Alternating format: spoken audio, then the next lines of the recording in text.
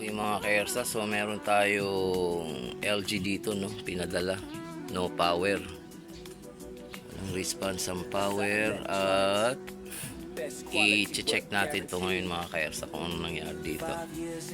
Afterwards nito mga kaersa, balikan ko kayo for update at hihingi tayo ng video kay sir upon install niya nitong tawag nitong board niya. LG po ito na inverter sa washing machine. Okay?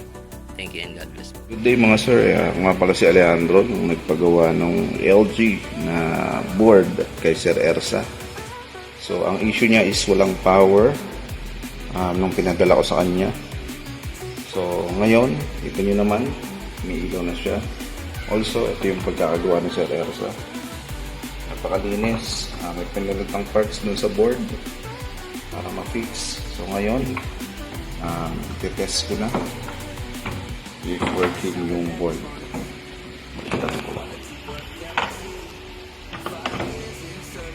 So ito yun naman,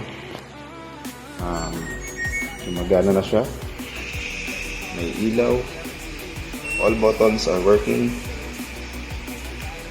See, so pwede kong button.